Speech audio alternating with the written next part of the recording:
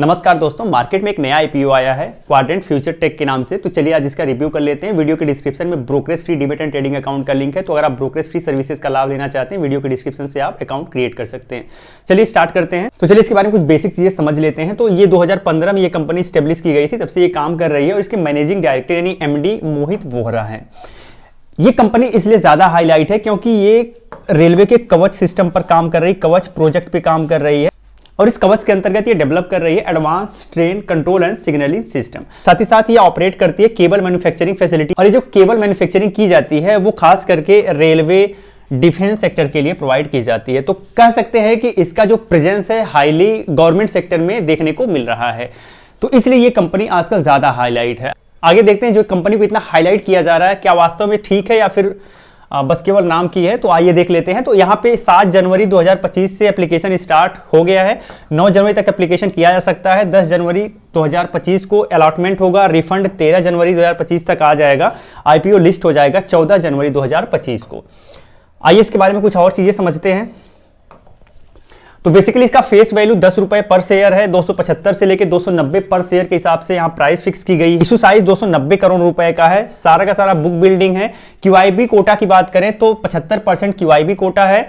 NII Kota 15% है। यह BSc और एनएससी दोनों में लिस्ट होगी और रिटेल कोटा सिर्फ और सिर्फ 10% है। तो रिटेल का पार्टिसिपेशन इस कंपनी के आईपीओ में कम होने वाला है। ये बढ़ते हैं और आईपीओ के बारे में और डिटेल समझ लेते हैं। तो अगर आप रिटेल हैं और अगर आप रिटेल कैटेगरी में आते हैं, अप्लाई करना चाहते हैं, तो कम से कम 1 लॉट आपको अप्लाई करना होगा, जिसमें 50 शेयर होंगे और टोटल 14,500 रुपए का होगा। साथ ही साथ 13 लॉट आप मैक्सिमम अप्लाई कर सकते हैं, इसमें 650 शेयर होगा और 1,88,500 रुपए टोटल आपको ब्लॉक करने पड़ेंगे, तब जाके इतना होगा। एसएचएनआई कैटेगरी में अगर आप आते हैं 14 लाख अप्लाई कर सकते हैं, 2,03,000 का पड़ेगा। और बीएचएनआई कैटेगरी में आते हैं तो 69 लाख आप अप्लाई कर सकते हैं और जो 10 लाख के करीब पड़ेगा। इसके फाइनेंशियल को समझ लेते हैं, जिससे हम और अच्छे तरीके से इस कंपनी को एनालाइज कर पाएंगे। तो बेसिकली हमने मार्च 2022 से लेके 2022 से लेके 2024 तक को मार्च 2022 से लेकर 2024 तक का डेटा लिया है और यहां सितंबर 2024 का डेटा भी हमारे पास उपलब्ध है। आइए रेवेन्यू की सबसे पहले बात करते हैं। तो मार्च 2022 में कंपनी का 104 करोड़ रुपए के करीब रेवेन्यू था और ये मार्च 2023 में बढ़ के 152.95 करोड़ रुपए हो गया। तो इस पीरियड में देखेंगे ग्रोथ है, बट 50% यहां पे देखेंगे ग्रोथ आपको ठीक ठाक दिख रहा है, लेकिन 2023 से 2024 के पीरियड में देखेंगे जो ग्रोथ है इसमें कमी नजर आई है। 152.95 करोड़ से 151.82 करोड़ हो गया है। तो हम कह सकते हैं कि 2023 में जो ग्रोथ का लेवल था, यानी हम कह सकते हैं 2022 से 2023 में कंपनी जितना ग्रोथ करके आई थी, 2023 जैसा आंकड़ा ही 2024 में रहा है। तो 2023 से 2024 में कोई ग्रोथ ही नहीं हुआ है कंपनी के रेवेन्यू में। सितंबर 2024 तक 65.14 करोड़ रुपए के करीब है। आइए प्रॉफिट आफ्टर टैक्स देखते हैं। तो 2022 में कंपनी का प्रॉफिट लगभग 1.94 करोड़ रुपए के करीब था, जो मार्च 2023 में बढ़ के 13.90 करोड़ रुपए हो गया। तो आप देखेंगे इस पीरियड में कंपनी के प्रॉफिट में बहुत जबरदस्त बढ़त देखी गई है। लेकिन आप निराश होंगे अगर मार्च 2023 से मार्च 2024 के पीरियड में देखेंगे तो कंपनी के प्रॉफिट में बहुत ही हल्का सा ग्रोथ देखने को मिल रही है। सबसे बुरी बात यह है कंपनी के केस में कि मार्च 2024 से लेकर सितंबर 2024 के केस में आप देखेंगे कंपनी का ग्रोथ प्रॉफिट का नेगेटिव में चला गया। यहां पे ये जो रेड कलर में दिख रहा है ये माइनस में आंकड़ा है, यानी इसके पास अभी लगभग 12 करोड़ रुपए का लॉस है कंपनी पे। ठीक है, यानी ये प्रॉफिट नहीं बल्कि लॉस में है। ठीक है, इस क्वार्टर में। आगे बढ़ते हैं, एसेट की बात करते हैं। तो मार्च 2022 में कंपनी के पास 112 करोड़ का लगभग एसेट था। मार्च 2023 में कंपनी का एसेट हल्का सा बढ़ के 118 करोड़ हुआ और मार्च 2024 में कंपनी का एसेट 142 करोड़ हुआ। लेकिन सितंबर 2024 तक ये कंपनी का जो एसेट है वो 149.66 करोड़ हुआ। तो इस तरीके से आप देखेंगे तो कंपनी अभी जो है लॉस बना रही है। तो ये एक अच्छा संकेत नहीं हो सकता अगर आप इसमें अप्लाई करने वाले हो तो। चलिए कुछ और डेटा देख लेते हैं जिससे चीजें और क्लियर हो। तो आइए कुछ रेशियोज को देख लेते हैं। सबसे पहले मार्केट कैप की बात करते हैं। तो 1160 करोड़ इसका मार्केट कैपिटलाइजेशन है। आरओई बहुत अच्छा है, 40% के करीब। आरओसी 23% के करीब है, ये भी ठीक है। डेट टू इक्विटी रेशियो की बात करें तो ये बहुत ज्यादा है, 2.87 है। और इतना ज्यादा डेट टू इक्विटी रेशियो हम कंसीडर नहीं कर सकते। बहुत ज्यादा हम कंसीडर करेंगे बहुत मैक्सिमम कंसीडर करेंगे तो 1 के करीब करेंगे, लेकिन उससे ज्यादा होता है तो अच्छी बात नहीं है। तो यहां तो इस केस में तो काफी ज्यादा है, तो ये बहुत नेगेटिव पॉइंट है। ठीक है, पी की बात करते हैं, 79 इन्होंने पी लिया है, जो कि काफी ज्यादा पी हम मान सकते हैं अगर इंडस्ट्री के हिसाब से देखा जाए तो। 84.2 इंडस्ट्री का पी है, इन्होंने 79 का पी लेके ये आईपीओ लॉन्च किए हैं, तो काफी महंगी कंपनी लग रही है। ईपीएस की बात करें तो अर्निंग पर शेयर सिर्फ 4 रुपए 90 पैसे के करीब था। प्रॉफिट टू बुक वैल्यू हमारे पास उपलब्ध नहीं है। फ्री कैश फ्लो की बात करते हैं तो इनके पास पॉजिटिव में फ्री कैश फ्लो भी नहीं है, ये माइनस में है, लगभग -3 करोड़ रुपए के करीब है। इनके ऊपर 98 करोड़ रुपए का डेट है। सेल्स ग्रोथ में 27.6% का ग्रोथ देखा गया है लास्ट 3 ईयर में, और प्रॉफिट में लास्ट 3 ईयर में 45.2% का ग्रोथ देखा गया है।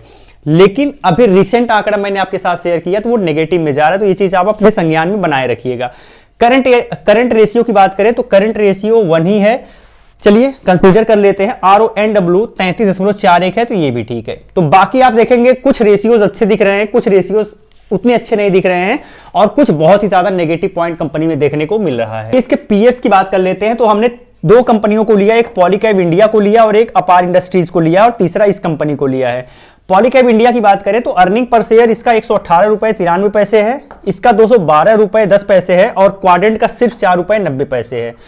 पी की बात करते हैं तो 118 रुपए के अर्निंग पर शेयर के बाद इसका पी 64 रुपए 85 पैसे है, इसका पी 49 रुपए 11 पैसे है, लेकिन इनका पी 79 रुपए है, जबकि अभी ये नेगेटिव कैश फ्लो में जाने वाले हैं। आरओसी की बात करते हैं तो पॉलीकैब इंडिया का 31 है और अपार इंडस्ट्रीज का 44 आरओसी देखने को मिल रहा है, और इनका 23 है। तो इन कंपनियों के हिसाब से देखा जाए तो अभी ये कमजोर दिख रहे हैं। डेट टू इक्विटी रेशियो 0.02 है, पॉलीकैब के केस में 0.13 है, अपार इंडस्ट्रीज के केस में, और इनका तो बहुत ज्यादा है 2.87। तो इनके पीयर्स के हिसाब से देखा जाए तो ये कंपनी काफी महंगी दिख रही है, कुछ खास पोटेंशियल दिख नहीं रहा है। आगे बढ़ते हैं और कुछ पॉजिटिव की बात कर लेते हैं। तो अभी ये जिस सेक्टर में काम कर रही है उसमें कंपटीशन ज्यादा नहीं है, ज्यादा कंपटीशन इसको नहीं देना पड़ रहा है, तो ये एक पॉजिटिव साइन हो सकता है। एडवांटेज की बात करें तो ये कवच पे काम कर रही है, ये इसका एक एडवांटेज है, लेकिन कवच से इसके टोटल रेवेन्यू का सिर्फ 4 से 5% के करीब आ रहा है, तो ये बहुत अच्छी बात नहीं, बहुत अच्छा साइन नहीं है, क्योंकि मैक्सिमम इसका जो रेवेन्यू आ रहा है तो केबल से आ रहा है, तो कवच से बहुत ज्यादा रेवेन्यू नहीं आ रहा है, तो बहुत ज्यादा पॉजिटिव तो नहीं है, बट ठीक है, फ्यूचर में हो सकता है इसका रेवेन्यू यहां से बढ़े। रेलवे एंड डिफेंस पार्टिसिपेशन है, तो हम कह सकते हैं एक मजबूत प्लेयर के साथ काम कर रही है। प्रॉफिट मेकिंग कंपनी थी, लेकिन रिसेंट क्वार्टर में प्रॉफिट मेकिंग कंपनी नहीं रही है, वो माइनस में चली गई है, ये चीज आप ध्यान रखिएगा। आइए नेगेटिव पॉइंट की बात करते हैं। तो मुझे इसका जो फाइनेंशियल डेटा है वो काफी वीक लग रहा है, ये इसका एक नेगेटिव पॉइंट है। डेट भी इसके पास है, और डेट भी कंपनी के ऊपर डेट है, लेकिन समस्या ये है कि डेट टू इक्विटी रेशियो बहुत ज्यादा, और ये बहुत नेगेटिव बात है।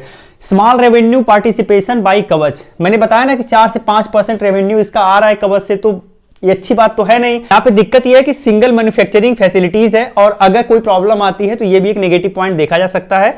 इसके रेवेन्यू का जो बड़ा पार्ट है वो स्मॉल नंबर ऑफ कस्टमर से आ रहा है, क्योंकि आप देखेंगे रेलवे एंड डिफेंस सेक्टर में ज्यादा ये काम कर रही है, तो नंबर ऑफ क्लाइंट्स कम है, तो डाइवर्सिफिकेशन कम देखने को मिल रहा है। फ्यूचर में कोई प्रॉब्लम आती है तो कंपनी के रेवेन्यू पर और ज्यादा प्रभाव देखा जा सकता है। तो 7 जनवरी 2025 के डेट में 72% इसका जीएमपी देखा गया, जो कि 210 रुपए के करीब है। तो हम कह सकते हैं कि जीएमपी के दृष्टिकोण से लोगों का रुझान इसमें बहुत ज्यादा है, क्योंकि यहां से लिस्टिंग गेन लगभग 70 से 75% के करीब आपको देखने को मिल रहा है। लेकिन कंपनी का फाइनेंशियल उतना स्ट्रांग नहीं है, तो फ्यूचर के दृष्टिकोण से देखा जाए तो मुझे बहुत अट्रैक्टिव कंपनी नहीं दिख रही है।